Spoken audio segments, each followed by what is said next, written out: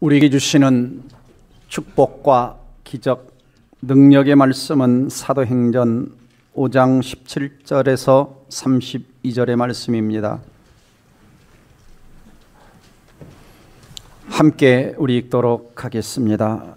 대제사장과 그와 함께 있는 사람 즉 사두개인의 당파가 다 마음의 시기가 가득하여 일어나서 사도들을 잡아다가 옥에 가두었더니 주의 사자가 밤에 옥문을 열고 끌어내어 이르되 가서 성전에 서서 이 생명의 말씀을 다 백성에게 말하라 하며 그들이 듣고 새벽에 성전에 들어가서 가르치더니 대제사장과 그와 함께 있는 사람들이 와서 공회와 이스라엘 족속의 원로들을 다 모으고 사람을 옥에 보내어 사도들을 잡아오라 하니 부하들이 가서 옥에서 사도들을 보지 못하고 돌아와 이르되 우리가 보니 옥은 든든하게 잠기고 지키는 사람들이 문에 서 있으되 문을 열고 본즉 그 안에는 한 사람도 없더이다 하니 성전 맡은 자와 제사장들이 이 말을 듣고 의혹하여 일이 어찌 될까 하더니 사람이 와서 알리되 보소서 옥에 가두었던 사람들이 성전에 서서 백성을 가르치더이다 하니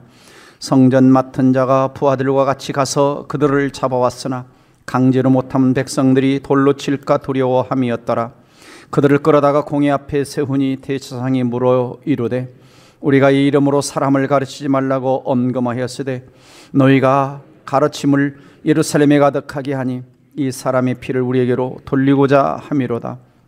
베드로와 사도들이 대답하여 이르되 사람보다 하나님께 순종하는 것이 마땅하니라. 너희가 나무에 달아 죽인 예수를 우리 조상들이 하나님이 살리시고 이스라엘에게 회개함과 제사함을 주시려고 그를 오른손으로 높이사 임금과 구주로 삼으셨느니라. 우리는 이 일의 증인이요 하나님이 자기에게 순종하는 사람들이신 성령도 그러하니라 하더라. 아멘. 자, 이렇게 인사합시다. 사랑하며 살아갑시다. 오늘 말씀의 제목은 박해, 기적, 순종입니다. 한국갤럽이 작년 2021년 3, 4월 조사에서 1,500명의 사람들에게 현재 믿는 종교가 있는지 물은 결과 40%는 있다, 60%는 없다라고 대답을 했습니다. 2004년에는 53%였는데 2014년에 50%, 그리고 작년에는 40%로 줄었습니다. 그러면 누가 많이 이탈했는가라고 하는 거죠. 누가 많이 이탈했는가? 특별히 20대, 30대. 자, 통계를 보시면 10대, 20대, 30대, 60대 이상은 좀 많은데 우리 자녀들 세대가, 어린 세대가 교회를 급속도로 이탈을 하고 있는 겁니다. 뿐만 아니라 신이 없다고 하는 무신론, 무교도 확산되고 있습니다. 또한 호감 가는 종교에서 없다가 61%입니다. 호감 가는 종교가 없다. 그러니까 2004년에 33%였는데 지금은 61%가 종교에 관심이 없다는 겁니다. 그러니까 무신론과 무교로 가고 있다는 거예요. 자, 2004년도에 기독교에 호감이 있다는 사람이 12%밖에 안 됐습니다. 근데 지금 작년에는 6%로 줄어들었어요. 자, 무슨 생각이 들지 않습니까? 1984년 이후에 가장 많은 이탈자가 있는 종교가 기독교라고 합니다. 자, 왜 그럴까요? 왜 그럴까요? 뭔가 현대 기독교가 초대교와 다른 뭔가 치명적인 결함을 안고 있는 겁니다. 치명적 결함을 안고 있는 거예요. 교회는 점점 무력화되어 가고 있고 마치 이 가을 들판에 서 있는 허수아비 같은 교회가 되어가고 있는 것입니다. 자, 치명적 결함이란 무엇일까? 우리가 초대교회와 비교할 수밖에 없습니다. 초대교회가 가졌는데, 그 시대는 가졌는데 오늘 우리가 갖지 못한 것이 뭐냐? 초대교회는 설득력이 있었어요. 세상을 향해서. 어떤 어려움과 상황 속에서도 복원력이 있었고 세상이 건들 수 없는 불가항력적인 어떤 힘이 있었습니다. 그 힘은 뭡니까? 복음의 능력이었고 성령의 능력이었고 복음의 능력과 성령 능력 가운데 살아가는 그리스도인들의 어떤 상황 속에서도 굴복하지 않는 용기가 있었습니다. 특별히 1세기 교회는 크게 두 가지 어려움이 있었습니다. 하나는 로마의 속국 가운데서 황제를 숭배해야 되는데 항상 시퍼런 칼날이 기독교인들을 겨누고 있었고, 또 한 가지는 이스라엘 땅 예루살렘에 있는 사람들에게서 예수 믿는다는 것은 유대교회, 특별히 오늘 본문에 나오는 것처럼 종교 지도자들의 거센 박해와 핍박들이 있었던 그 시대였는데 그러한 것들을 이겨내고 살아남은 것입니다. 자, 기독교는 그렇습니다. 기독교는 예수님이 처음에 이 땅에 초림하실 때부터 성육신하실 때부터 세상이 소동했어요. 그래서 예수님이 태어나실 때에 마태복음 2장 3절 보시면 헤롯 왕과 온 예루살렘이 동방박사의 이야기를 듣고 소동했다 그래서 소동했다. 그리고 안타깝게도 2살 미만의 아이들을 헤롯이 죽이는 엄청난 피비린내 나는 소동의 역사가 있었습니다. 마찬가지로 오늘 사도행전을 보면 예수님의 제자들과 전도자들이 가는 곳마다 조용하지 않습니다.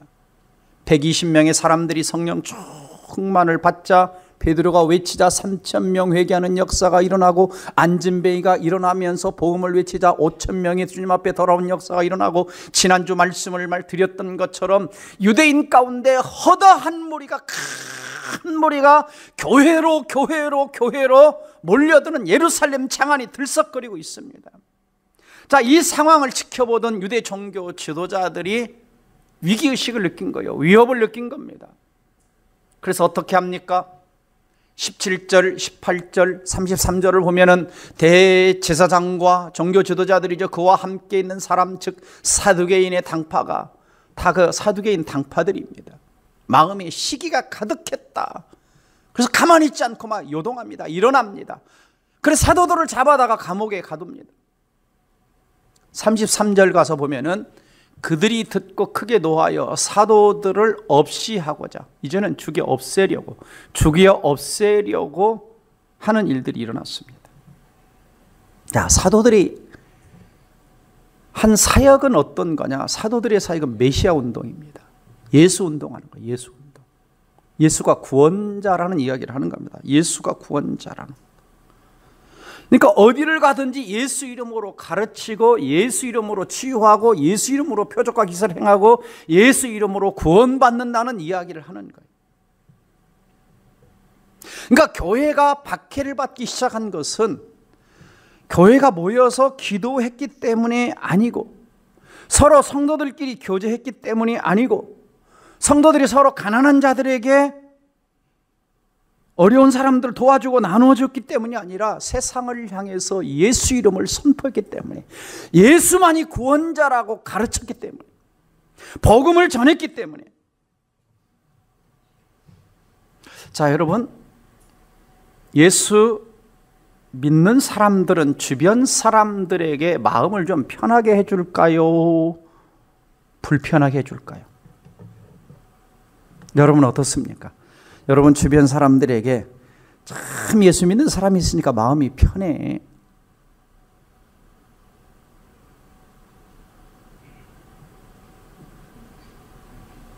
왜 대답을 아무도 안 하시?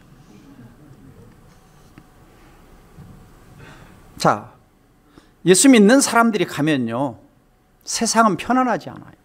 조용하지 않아요. 왜 그러냐? 예수 믿는 사람은 빛입니다.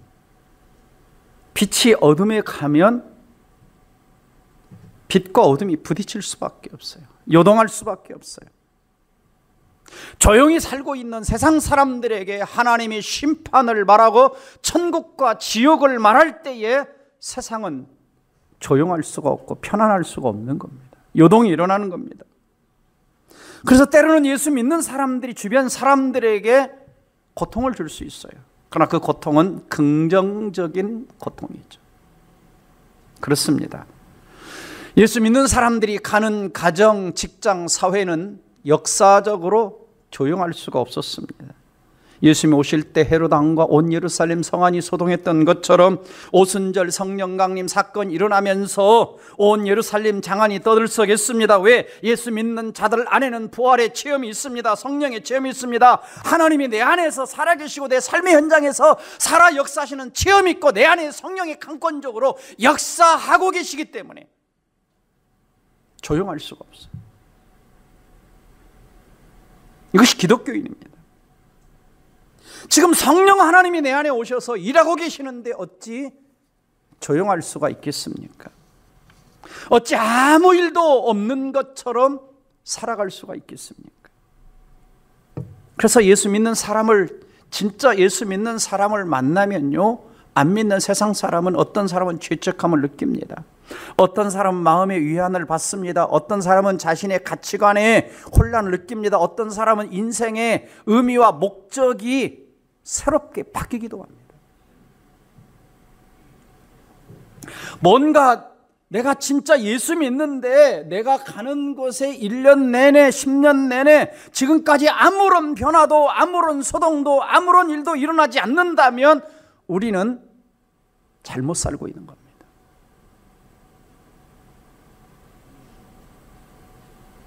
내가 갔는데 아무도 예수 안 믿는다, 아무도 요동하지 않는다, 바르게 사는 게 아니죠. 예수 믿는 사람이 입을 닫고 살면 세상에는 아무 일도 일어나지 않습니다. 열어야 되는 거죠. 28절 보시면 이렇게 나옵니다. 28절 성경을 보시면 이르되 우리가 이 이름으로 예수 이름으로 가르치지도 말라고 언금했으나 엄히 금하였으나 너희 가르침을 예루살렘에 가득하게 하니, 예수 가르침을 예루살렘에 가득하게 하니 예루살렘에 가득하게 가르쳤어요. 그러니까 예수 이야기를 여러분의 가정의 자녀들에게, 가족에게, 형제 친척들에게, 직장 동료들에게 가득하게 이야기해 줘야 되는 겁니다. 믿든지 아니 믿든지 가득해야 되는 거죠. 그러니까 그들은 온통 가는 곳마다 예수는 그리스도입니다, 예수는 구원자입니다, 조용히 해 셧다 마우스. 그런데도 가는 데마다 예수만이 구원자라고 외쳐대는데 성안이 어찌 조용할 수 있겠습니까? 자, 이게 뭐예요? 이게 교회가 하는 일입니다. 이것이 교회가 하는 일이에요. 이것이 그리스도인이 하는 일입니다. 예수님을 구원자와 주님으로 믿는 사람은 조용할 수가 없습니다. 왜요? 내 안에 천국이 있어요. 내 안에 예수가 계세요. 내 안에 성령이 강권하고 계십니다. 어찌 조용할 수 있겠습니까? 그래서 예수 믿는 사람들이 가는 곳에 역사적으로 2000년간의 역사에서 천하의 하늘과 땅의 요동이 일어나는 거예요. 땅에만 요동이 일어나는 것이 아닙니다. 예수 믿는 자들이 가서 일을 하잖아요. 하늘의 세계도 일을 하는 겁니다. 오늘 말씀 보면 이게 사도행전의 역사요, 이게 2000년간의 기독교의 역사요, 이것이 이 땅의 교회의 역사입니다. 자, 그러니 뭐가 생겨날까요? 방해자가 생겨나는 겁니다. 박해자가 생겨나는 겁니다. 사탄이 가만히 있지 않은 겁니다. 다시 17, 18절 보시면 대제사장과 그와 함께 있는 사람, 사두개인 당파가 다 마음의 시기가 가득하여, 시기 질투가 가득하여 미워 죽겠는 거예요. 왜요? 자기들이 위치가 위협받고 있는 거죠. 자기들을 따르던 사람들이 다 교회로, 예수 앞으로 가니 그래서 잡아다가 옥에 가두는 겁니다. 자, 이 사람들이 누굽니까? 대제사장과 사두개인, 하나님의 이름을 부르는 사람들입니다. 기독교를 박해하는 사람들을, 예수 믿는 사람을 박해하는 사람들은 자 멀리 있는 사람들이 아니에요. 어떤 면에서 가장 가까이 있어요. 가까이 있어요. 그래서 사탄은 분리를 시키는 겁니다. 감옥에 가둬가지고 그들의 입에서 예수 이름이 못 나오게 격리를 시킨 거, 환경적으로 격리를 시킵니다. 자, 사두개인 당파는 어떤 사람들이냐면 종교 세력을 잡고 있는 사람들입니다. 그러니까 그 당시 유대교죠. 유대교 성전 제도가 가장 타락할 시기입니다. 이 시기가 가장 타락한 시기예요. 그래서 그들은 성전의 고난을 지고 왕처럼 살았어요. 뿐만 아니라 그들은 자유주의자요 진보주의자들입니다. 자유주의 진보주의라는 것은 뭐냐면 자연과 이성과 인간성, 휴머니티를 신봉하는 사람들입니다. 그러니까 자연을 중요시하니까 초자연적인 역사를 무시하는 겁니다. 하나님이 초자연 역사를 무시하는 거예요. 이성을 중시하니까 자기 이성으로 이해되지 않는 것들을 받아들이지 않는 것입니다. 내세와 부활을 인정하지 않으니까 예수님의 부활과 내세를 부인하는 것입니다. 또 인간성이라는 것은 인간과의 관계를 중요시 여다보니까 하나님과의 관계를 이 사람들은 무시하는 거예요. 그러니까 박해하고 교회를 방해하는 사람, 이런 사람들이에요. 자, 이걸 보면 이 땅에 어떤 교회 간판을 달았다고 모두가 진정한 교회가 아닙니다. 자유주의 교회도 많고요, 이상한 교회도 많고요, 잘못된 교회도 많습니다. 기적을 안 믿고요, 그저 종교가 살아가는 데 필요한 거니까 이런 수준에 믿으려고 하는 사람들도 있는 거죠. 그래서 자기들의 생각과 가치와 기준에 안 맞으면 잘라내는 겁니다. 박해하는 겁니다. 밀어내는 겁니다. 자, 초대 예루살렘 교회가 세워지고요, 1세기에서 콘스탄티누스 황제가 밀라노에서 기독교의 칙령을 내릴 때에 이때까지 사실상은 엄청난 박해가 있었어요. 엄청난 박해. 어떤 박해들이 있었느냐? 불로 태워 죽이는 화형, 십자가에 매달아 죽이는 십자가형, 맹수와 격투를 벼려 먹이가 되게 하는 맹수와의 격투, 그리고 광산 노동, 이런 것들이 로마 황제 치하에서 기독교인들에게 가해졌습니다. 자, 그리스도인들이 기억할 것 중에 하나가 뭐냐? 사탄은 1차적으로 환경적으로 박해를 많이 합니다. 사탄은 환경적으로. 우리가 예수님께도 가까이 가려고 할 때, 예수를 더 잘 믿으려고 할 때에 환경적인 박해가 일어나요. 환경적인 박해. 그러니까 여러분 그런 경험 없어요? 꼭 주님의 일을 좀 하려고 하면, 교회에 가려고 하면 갑작스럽게 무슨 일이 생겨. 그런 게 없습니까?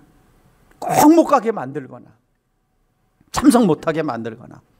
근데 깊이 들어가 보면 누가 방해하느냐? 사탄이 방해하는 거예요. 특별히 최근 몇 년간 코로나 팬데믹은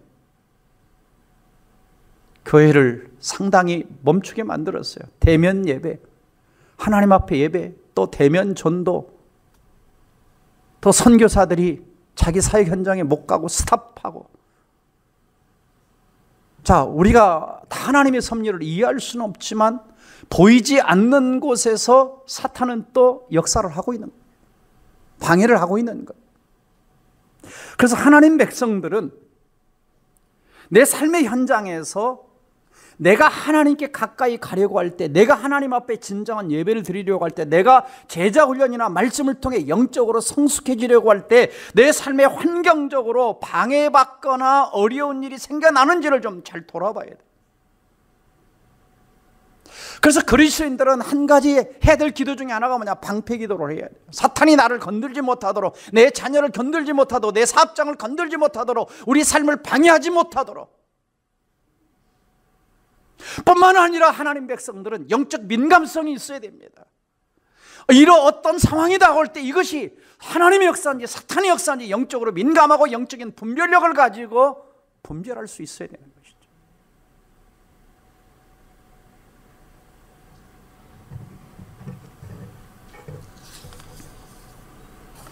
또 한 가지는 사탄은 환경을 통해서만 방해하는 것이 아니라 사람을 통해 방해하죠. 사람을 통해서. 가장 가까이 있는 대제사장, 사두개, 당파들.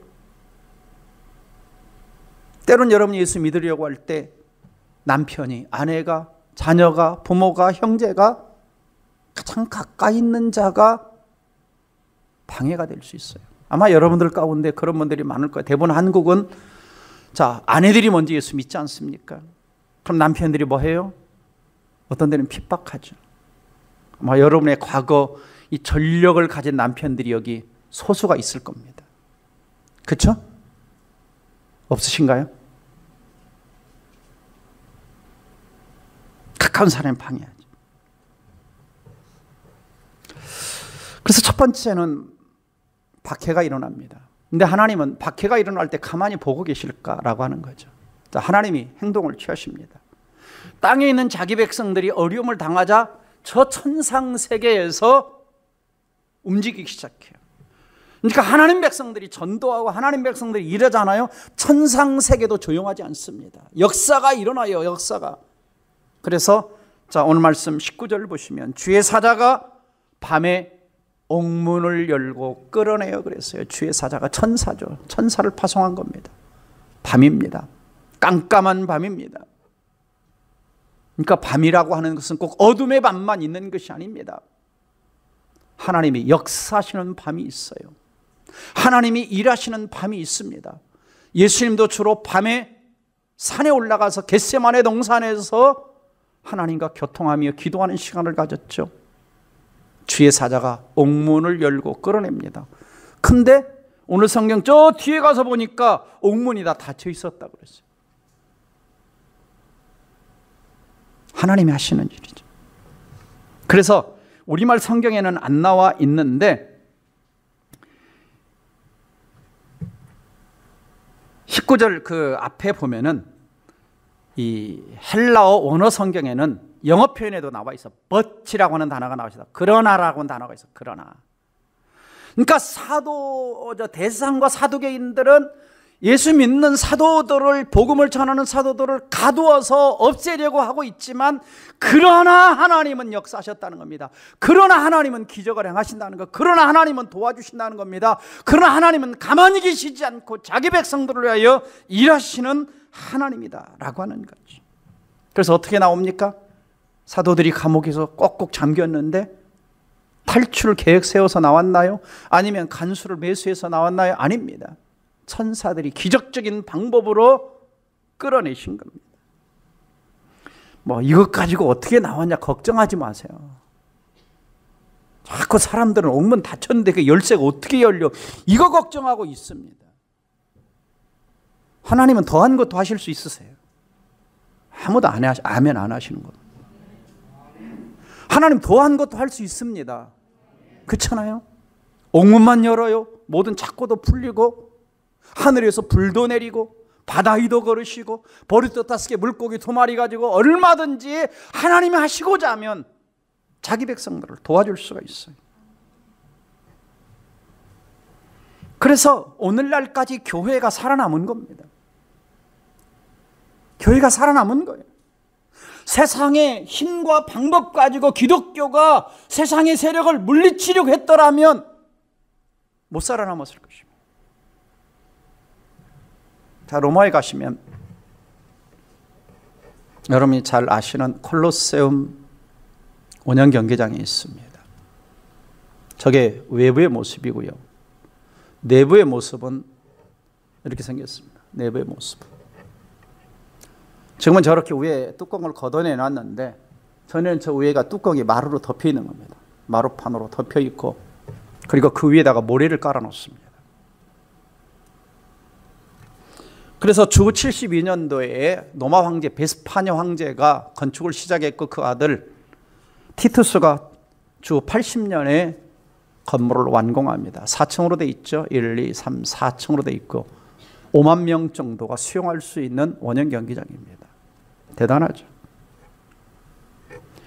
그래서 바닥에 목재로 이렇게 해놓고 그 위에 모래를 깔고 그 위에서 검투사들, 글래디에이터 아시죠? 싸우게 하거나 그 다음에 기독교를 핍박하기 위해서 크리스찬들을 그 경기장에 집어넣어놓고 맹수들과 싸우게 해서 먹혀 죽을 때까지 하거나 그리고 관중들은 그것을 즐기는 거예요. 죽음의 축제를 즐기는 거예요. 그래서 티투스가 쓴 아들은 이 경기장을 완공하고 나서 100일 동안 연속적으로 이 축제를 열었어요. 그 안에 수천 명의 사람들이 죽어나갑니다. 죽을 때까지 싸우게 하는 거죠.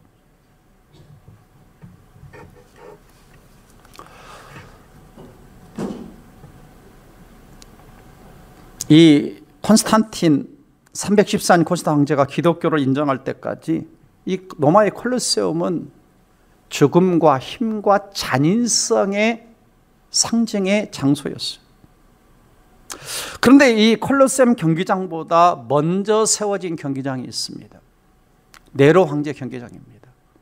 그래서 이 콜로세움 경기장에서 걸어서 갈 수 있는, 지금 이렇게 터만 남아있죠? 사진처럼 흔적만 남아있습니다.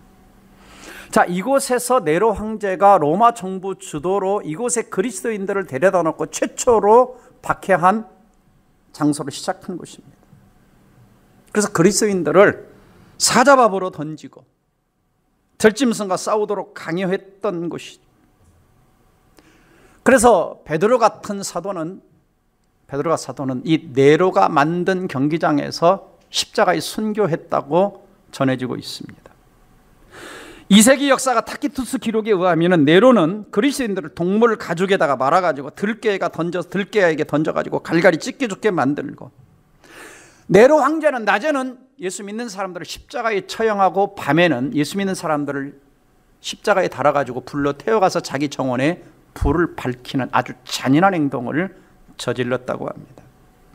이러한 로마 황제들의 박해가 1세기에서 3세기 동안 한 300년 동안 강력하게 한 10차례 이상 있었어요. 어마어마한 그리스도인들이 박해를 받은 거죠. 그래서 이제 로마의 카타콤이 생겨나게 된 것이고, 그리고 저 터키에 가면은 지하 땅굴들 속에 살아가는 그런 것들이 생겨나게 된 겁니다. 그렇지만 기독교가 사라진 것이 아닙니다. 하나님이 기적적으로 지켜주셨죠. 그 당시만 박해가 있는 것이 아니죠. 특별히 20세기에 리차드 범브란트라고 하는 목사님은 루마니아의 복음을 공산국가의 전하로 몰리 들어갔다가 붙잡혀서 모진 매를 맞습니다. 고문을 당합니다. 수차례 기절을 합니다. 14년 감옥생활, 척추와 갈비뼈가 부러지고 12군데 칼을 맞고 12군데 화상을 하고 냉동고 고문을 당하고, 그들 참 하나님이 오래 살려주셨죠. 그래서 고문했다 기절했다가 깨어나면은 또 예수 얘기하는 거예요. 내가 조금 기절하기 전에 어디까지 얘기했지? 또 예수 얘기하는 거예요. 와, 참 대단합니다. 대단해요. 여러분, 누가 교회의 입을 막을 수 있겠습니까? 이 세상 어떤 것이 크리스찬의 입을 막을 수 있겠어요? 왜? 이 안에 뭐가 있어요? 예수가 계세요. 이 안에 천국이 있어요. 이 안에 하나님 나라가 있어요. 이 안에 성령이 계시기 때문에. 이것이 크리스찬의 삶입니다.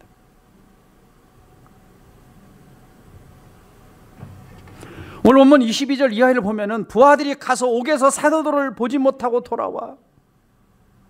옥은 든든히 잠겨 있습니다. 문 열고 보니까 한 사람도 없습니다. 엄청난 일이 일어난 거죠. 그러니까 사도들을 옥에 가두고 든든히 옥문을 지켰는데 하나님은 끌어내신 겁니다. 하나님의 방법으로 끌어내신 거예요. 세상이 아무리 교회를 핍박해도 교회를 보호하시는 하나님의 권능을 막을 수는 없는 것입니다. 만일 이 세상 사람들이 교회를 해할 수 있었다면 아마 기독교는 이 땅에 사라졌을 것입니다. 그러나 교회를 보호하시는 하나님이 계시기 때문에 세상의 모든 악인들이 연합해도 교회를 무너뜨리지 못하는 것입니다. 전에 홍성사에서 오래전에 출판한 하늘에 속한 사람이라고 하는 책이 있습니다. 이 책의 주인공은 윈이라고 하는 형제죠. 감옥에 갇혔을 때 성령의 인도하심 따라 간수들이 있는데도 마치 없는 듯이 탈출했다는 기록을 하고 있습니다. 자, 이런 것을 보면 하나님의 기적은 오늘날에도 계속되고 있는 것입니다. 그래서 인도의 1960년대 부흥의 기적의 책을 읽어보면 전도하러 가는데 갑자기 엄청나게 물이 불어납니다. 강을 건너갈 수가 없어요. 근데 성령께서 건너가라고 명하십니다. 그래서 그 책을 보면 무리를 걸어가는 이야기가 나와요. 그래서 저 같은 사람도 읽으면서 야, 예수님이나 걷지 오늘날도 이런 게 있는가. 조금 전에 아까 뭐라고 그랬죠? 하나님이 하시면 그 다음에 대답 좀 해보세요. 하나님이 하시면 못할 게 없다. 그보다 더한 것도 하신다. 아멘? 믿습니까? 믿는다고는 하는데 실제 닥치면 이게 진짜 그런가? 나에게도 이런 일이 일어났을까? 자, 하나님 백성들이 위기에 처하면 하나님은 다양한 방법으로 도와줄 수 있는 겁니다. 어떤 때는 기적적인 방법으로, 어떤 때는 물질적인 방법으로, 어떤 때는 사람을 통해서 도와주는 거예요. 그래서 뒤에 보시면 우리가 읽지는 않았지만은 33절 이하에 이런 이야기들이 나옵니다. 막 사도들이 노하여 사도들을 없애려고 할 때 누구를 일으키시죠? 가말리엘을 일으킵니다. 율법의 최고의 교사. 그들은 저 산헤드린 공에 이 가말리엘에 속한 사람인데 누구를 도와주냐? 사도들을 도와주는 거예요. 풀려나도록 도와주는 거예요.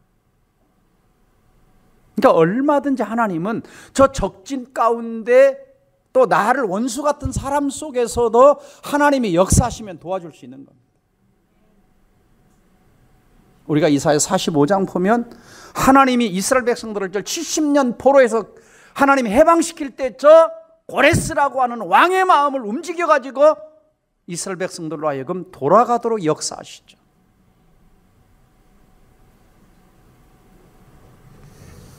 그러니까 하나님이 하시고자 하면 자, 엘리야를 어떻게 먹여 살려요?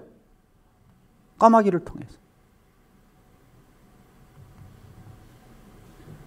저도 가끔 지나가다 까마귀를 보면 가끔 야, 좀 먹을 것 좀 물어와라 그러는데 안 물어와요. 맨날 우리 교회 4층에 포도 다 따먹었어요. 저 까마귀가 와서.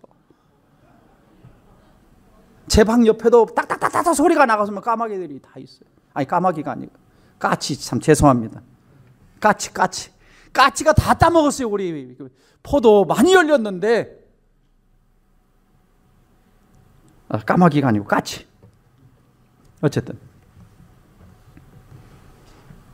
그래서 하나님은 얼마든지 홍해를 가르칠 수도 있고요.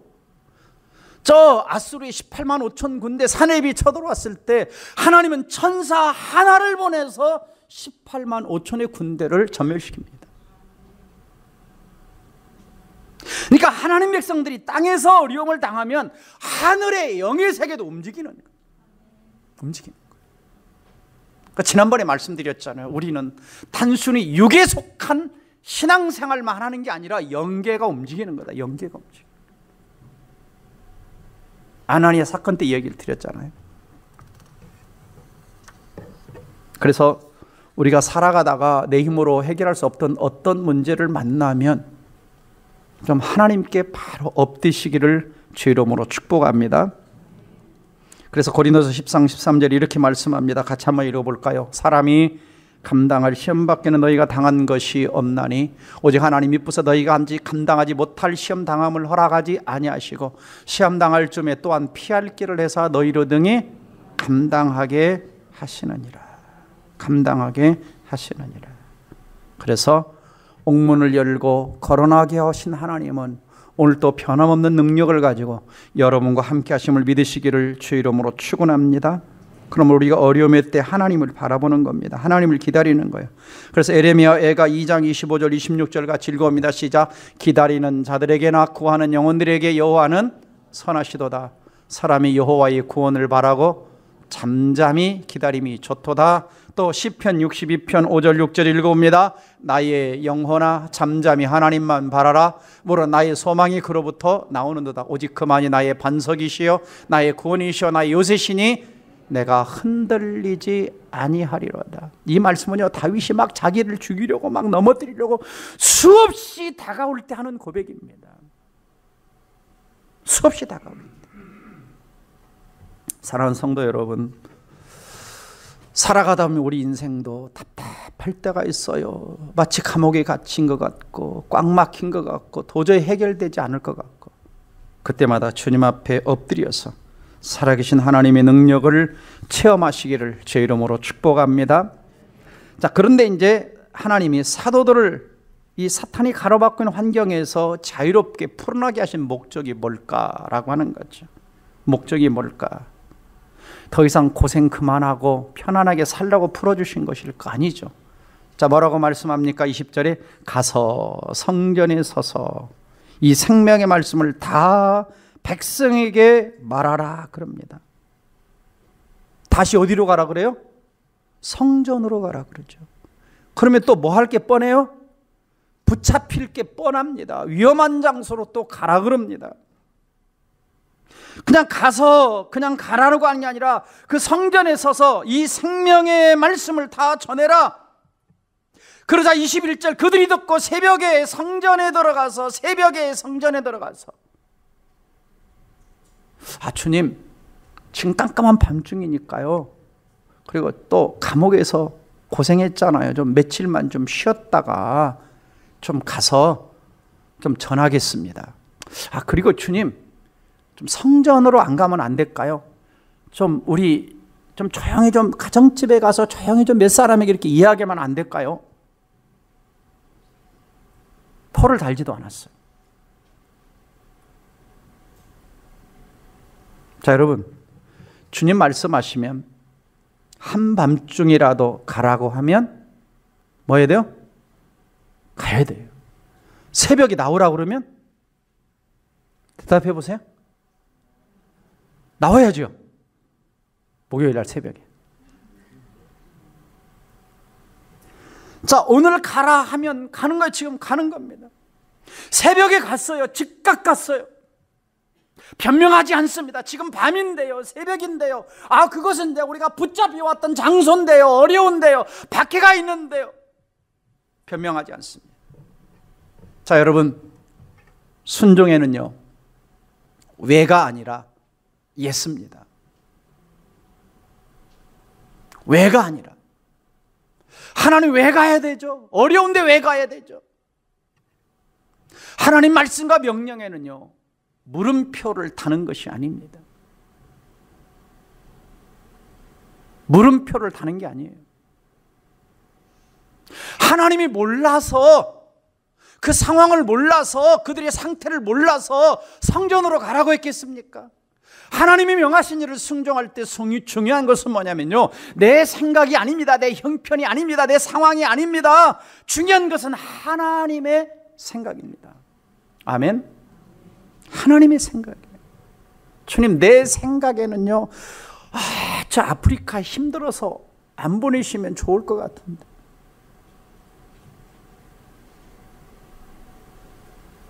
우리는 어때요?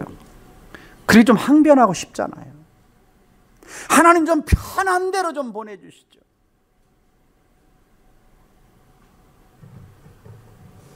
여러분, 하나님 명령 안 하셨으면 안 해도 됩니다만은, 하나님이 명령하셨으면, 복음을 전하라고 했으면 입을 열어야 되는 겁니다.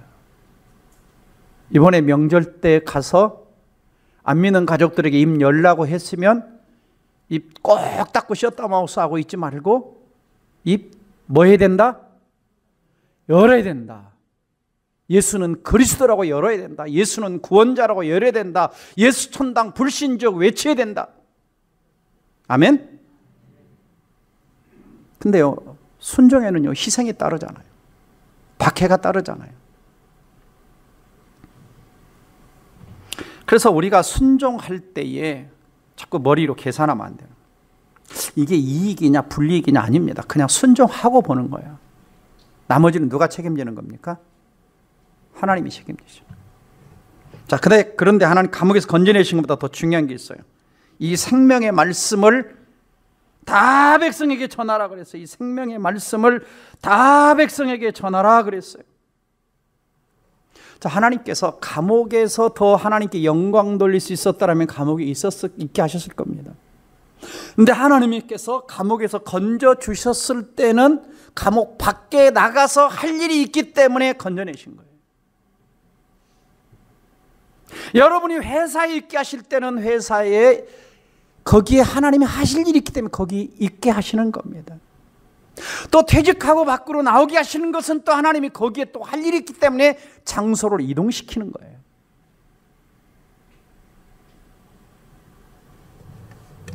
주님은 우리에게 어떤 기적을 베푸실 때 그 기적 속에, 우리에게 능력을 베푸실 때 그 능력 속에, 치유를 베푸실 때 그 치유 속에 따라서 합니다. 선교적 의미가 들어있다. 네, 선교적 의미가 들어있습니다. 그냥 행하시는 게 아니에요. 나를 통해 할 일이 있는 거예요. 나를 통해 내 가정에 할 일이 있는 거예요. 나를 통해 그 직장에 할 일이 있는 거예요. 나를 통해 어디를 보내실 때는 그곳에 할 일이 있는 거예요. 주님이 구원할 생명이 한 영혼이라도 있기 때문에 나를 이번에도 명절에 우리 가문에 안 믿는 가족들을 향해 하나님이 보내시는 겁니다. 단지 친구 친척 잘 만나고 와라, 거기서 끝나지 않으시죠. 특별히 말씀을 생명의 말씀이라고 있습니다. 생명의 말씀이라는 것은 뭡니까? 죽어가는 영혼을 살려내라는 겁니다. 지옥 갈 영혼, 멸망당할 영혼을 살려내라는 거죠. 그런 측면에서 이 복음이라고 하는 것은 급한 겁니다. 급한 거예요. 오늘입니다. 다음이 아닙니다. 이번 명절이 아닙니다. 내년 명절이 아닙니다. 뭐라고 가서 얘기합니까? 예수는 그리스도라고 얘기해야 돼요. 42절 보시면 예수는 그리스도라고 가르치기와 전하기를 쉬지 아니했다. 무슨 말입니까? 예수가 메시아라는 거예요. 예수가 구원자라는 겁니다. 그리고 20절 끝에 보면 다 전하라 그랬어요. 다 전하라. 다 전하라. 다 전하라. 그러니까 천국이 있다는 것도 전하고 지옥이 있다는 것 전하고 하나님이 진노와 심판이 있겠다는 것 전하고 하나님이 사랑하셔서 예수 그리스도를 보내신 하나님의 사랑에 대해서 다 전하라는 겁니다. 다 전하라. 다 전하라. 15세기 중국 제독 챙이라는 사람이 캔톤이라고 하는 부흥집회에 참석을 했습니다. 설교자가 촉구합니다. 지금 예수님을 영접해야 됩니다. 그래서 그 자리에서 이제 결심 카드를 쓰고 예수님을 영접하려고 하니까 옆에 있는 보좌관이 제독님, 뭐 그렇게 급하게 서두르세요. 다음에도 기회가 있지 않습니까? 천천히 하시죠. 그러자 아니다. 지금 해야 돼. 하고는 결심 카드를 쓰고 그 자리에서 예수님을 영접하고 일어났습니다. 예배당을 나오는데 어떤 귀한이 그를 향해 총을 쏘았고 그 자리에서 죽고 말았죠. 여러분, 복음은 급한 겁니다. 복음은 급한 거예요. 다음이 아닙니다. 내일이 아닙니다. 언젠가 기회가 되면 하겠지가 아닙니다. 내일은 우리의 날이 아닐 수가 있어요. 그 다음에 29절 32절 보시면 베드로와 사도가 또 붙잡혀 가서 이렇게 말합니다. 성전에 하니까 또 붙잡았죠. 베드로와 사도들이 대답하여 이르되 사람보다 하나님께 순종하는 것이 마땅하니라 그럽니다. 사람보다 하나님께 순종하는 것이 마땅하도다. 32절에 우리는 이 일의 증인이요 하나님이 자기의 순종하는 사람 주신 성령도 증인이시다. 사도들은요 새벽부터 들어가서 하나님 말씀에 순종해서 예수는 그리스도라고 전해요. 감옥에서 살아나와 가지고 아유 살았다 하마터면 큰일 날 뻔했네. 이제 좀 입 닫고 잠잠하게 살아야지 하지 않았다는 거죠. 사람보다 하나님께 순종하는 것이 당연하다, 마땅하다. 자, 여러분, 하나님께 순종해야 될까요? 정부에게 순종해야 될까요? 부딪히는 일이 있으면 대답 잘 하셔야 됩니다. 하나님께 순종해야 되죠. 하나님께 순종하는 것은 뭐냐면 하나님의 권위에 복종하는 거예요. 하나님의 권위. 여러분 어떠십니까? 오늘 누구의 명령을 따르며 누구의 권위에 복종하며 살고 계십니까? 자, 이런 상황이 되자 종교 지도자들은 자, 다시 33절 보시면 듣고 크게 노하여 사도들을 없애려고 했다. 사도들을 없애려고 했다. 그러니까 아까는 환경적으로 가둬놓더니 이제는 아예 또 기적이 일어날지 모르니까 이제는 아예 그냥 목을 잘라서 아예 참수를 해서 죽여야 되겠다. 그러니까 사탄은요, 한 가지 방법 가지고 안 되면 또 다른 방법, 또 다른 방법, 또 다른 방법을 쓰는 겁니다. 그러니까 기독교인들이 1세기에서 3세기까지 얼마나 어려웠겠어요. 그 당시 영성이 뭐라고 그랬죠? 1세기, 3세기 영성이 몇 달 전에 이야기했는데 잊어버리셨죠? 순교예요. 순교의 영성이었어요. 1세기, 3세기. 자, 이때 아까 누가 나타났다 그랬죠? 도와주려고, 죽이려고 하니까 가말리엘이. 그래가지고 두 사람 이야기입니다. 드다와 유다 이야기를 합니다. 이런 사람들이 나타나가지고 막 사람을 확 몰고 다녔는데 나중에 가짜니까 사람들이 다 흩어지더라.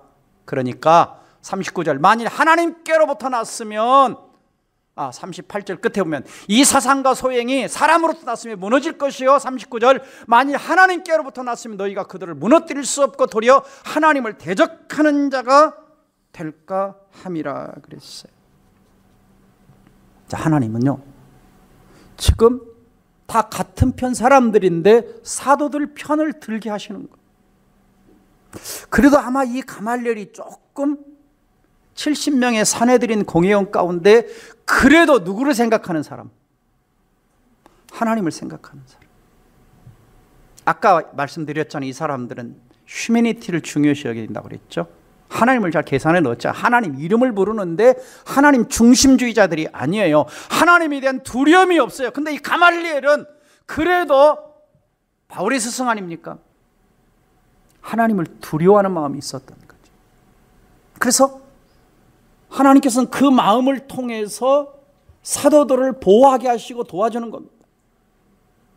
그러니까 하나님 백성들은 아무리 어렵고 척박한 상황에 가도, 아무리 적진 속에 들어가도 하나님은 그들 가운데 나를 돕는 자를 세우실 수 있다 없다? 있는 거예요. 회사에 가서 외톨이 나 혼자 크리스찬인 것 같은데 아니죠. 그 가운데 돕는 자를 붙여주십니다. 제가 전에 대학에 낙도 노아도라고 하는 섬을 들어가는데, 설이라고 하는 섬을 들어가는데 아무도 없어요. 섬에 발도 못 들여놓게 하는 거, 아이들을 선교하러 갔는데. 근데 사정사정해서 들어갔는데 한 사람이 나타나더라고요.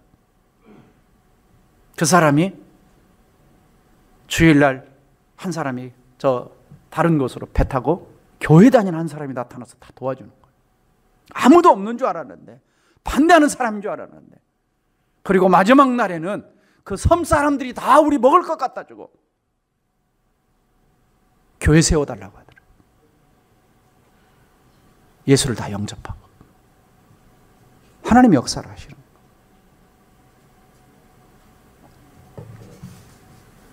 그러므로 하나님 백성들은 아무리 위기 상황 속에 있어도 포기하지 말고 누구 앞에 엎드리는 거예요? 하나님 앞에. 그래서 결정을 합니다. 40절 말씀, 우리가 읽진 않았지만 40절 말씀 보면 뭐라고 나오죠?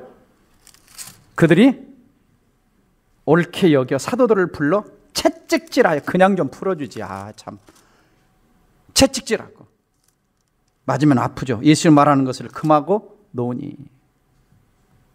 자, 그래서 사도들이 어디로 갔어요? 이제 조용히 좀 살자, 좀 편안하게 좀 살자, 또 매맞을라, 이제는 죽을라. 아닙니다. 41절, 사도들이 그 이름을 위하여 능욕받는 일에 합당한 자로 여기며, 능욕이라는 게 뭡니까? 수치와 불이익과 고문과 이런 거 다 당하는 일을 합당한 자로 당연히 여겼다는 거예요. 그리고 지금 몸에 매를 맞아가지고 지금 막 피가 났는지 모르겠지만 고통스러운데 그것을 기뻐하면서 공회를 떠났다 그랬어요. 예수 때문에 능욕받고, 예수 때문에 손해보고, 예수 때문에 어려움 당하고, 예수 때문에 불이익 당하고, 예수 때문에 몸에 맞아가지고 피가 낭자한 상황인데 그걸 기뻐하면서. 여러분, 예수 때문에 얼마나 기뻐하십니까? 예수 때문에 얼마나 손해본 적이 있습니까? 예수 때문에 얼마나 불이익을 당해보셨습니까? 그때에 기뻐하셨습니까? 아니면 주님을 향해서 삿대질하면, 주님, 내가 주를 위해서 그럴 수 있습니까? 네. 이 사람들은 합당한 자로 여겼다. 기뻐하면서 공회를 떠났다. 그리고 집으로 돌아가든지 성전으로 가든지 누구를 만나든지 예수는 그리스도라고 가르치기와 전도하기를 또 쉬지 않습니다. 이것이 크리스찬의 삶이고 이것이 초대교회 성도들의 삶의 모습입니다. 말씀을 정리합니다. 오늘 우리 문화에는 이런 박해는 없지만 안타깝게도 38선만 넘어가면 저 북쪽에 성경책만 가지고 있어도 감옥에 가거나 처형을 당합니다. 공산당이 가장 싫어하는 것이 뭐죠? 기독교입니다. 그러나 여전히 하나님은 저 북한 땅에서도 일하고 계신다고 저는 믿습니다. 저 중국 땅에서도 여전히 일하고 계신다는 걸 저는 믿습니다. 여러분의 삶을 통해서도 여전히 어려울 때마다 강력하게 일하실 것을 저는 믿습니다.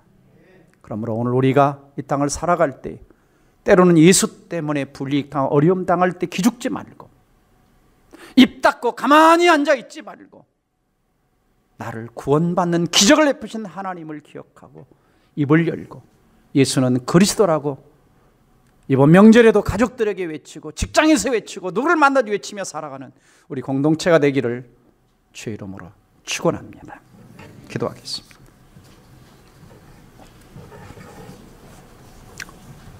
진짜 예수 믿는 사람 가는 곳에는 소동이 일어납니다. 왜요? 그 안에 생명이 있기 때문에, 그 안에 천국이 있기 때문에, 그 안에 부활 체험이 있기 때문에, 그 안에 예수 체험이 있기 때문에, 그 안에 성령이 강권하시기 때문에 입을 닫고 살 수가 없는 겁니다. 내가 가는 곳마다 아무런 지금까지 변화가 없었고 소동도 없었고 아무 일도 없었다면 우리는 내 신앙을 진지하게 고민해 봐야 합니다. 초대교회는 가는 곳마다 요동쳤어요. 박해는 받았지만 그 속에 하나님이 역사했고 로마 제국은 기독교로 공인된 나라가 되어져 갔습니다. 하나님이 일하고 계셨던 거죠. 이 말씀 붙들고 하나님 이번 명절에 우리 가족들 예수 믿는 역사가 일어나게 하시고 내 직장과 일터에 나를 통해 예수 믿는 역사가 일어나게 하시고 그리고 내 삶에 지금 어려움이 있다면 주님 개입하시옵소서. 주님 하나님의 방법으로 기적을 일으켜서 하나님의 살아계심을 경험케 하여 달라고 예수 이름 부르는 이 시간 함께 통성으로 기도하겠습니다. 다 같이 기도합니다.